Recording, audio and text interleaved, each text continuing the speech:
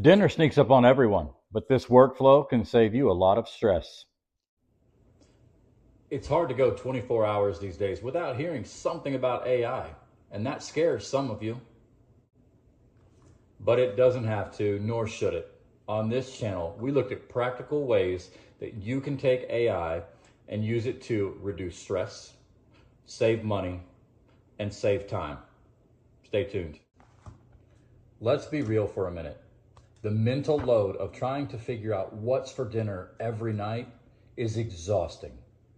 Trying to figure out how to deal with picky eaters and various schedules and making sure you didn't have the same thing you did 3 days ago, that's hard. Then you add in the grocery shopping. You've got to figure out what you have. Then you've got to make a list. Then you probably spend a couple of hours going to the store, shopping, coming home. Now, some of you wing it every night, and that is even more stressful and more time consuming. You stop at the store 3 nights a week.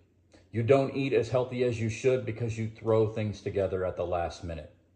All in all, it is easy to spend 5 to 10 hours, if not more, every single week just trying to provide meals for your family. So let's talk about how you can take that process down to only 5 or 10 minutes of planning and maybe even saving yourself a grocery trip. When we are done, you will have things that your family will love to eat and maybe even some new things for them to try that you've never even thought of. But you will also have recipes and a shopping list all done for you. Okay, so now let's talk about the actual steps to get you to a great set of recipes and a full menu just like this. Now, you can absolutely give it a basic set of instructions and you will still get a very usable and quality output. In fact, that's not a bad idea on your first try through this, just to get your feet wet. But like a lot of things, the more descriptive and the more input you can give on what you are actually looking for, the better the outcome is going to be. So let's look at what you should give as input. Now, there is really no limit to what you can give it from an input perspective, but let me give you a few that you probably should include. First of all, it's a good idea to tell it how many family members you have. That way it can help plan your shopping list and the proportions accordingly. You should also give it any food allergies or anything your family absolutely does not like.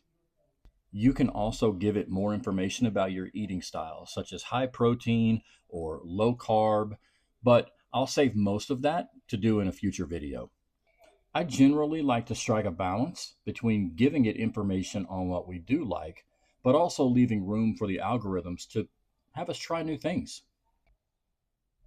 Once you get a menu that you are happy with, turn around next and ask it to give you a full set of recipe cards to prepare that menu. After that, if you do not have a grocery list that it's decided to already give you, go ahead and ask for that as well.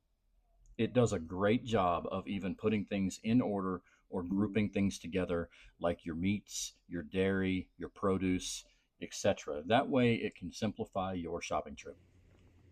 So remember the steps we went through. Tell it what your needs are, picky eaters, things you like, things you don't. Tell it how many recipes you need. 5 of them, 7 of them. If you cook all 7 nights, you're better than me. Refine what it gives you. Maybe you like it, you move on. Maybe you don't, that's okay. Then ask it for the recipes. It will give you step-by-step instructions, just like a recipe card. Then ask it to make the grocery list when you are done and satisfied with that menu. From there, you just get to keep adjusting to your life. Remember, you can talk to this thing in pretty much any format like it's a human, and it will just keep responding and even making other suggestions you had not thought of. I hope this was helpful for you. If you found it helpful, stay tuned for the next video where we take this a step further and we talk about how you can do this on a budget and use it to save money even more. Look here.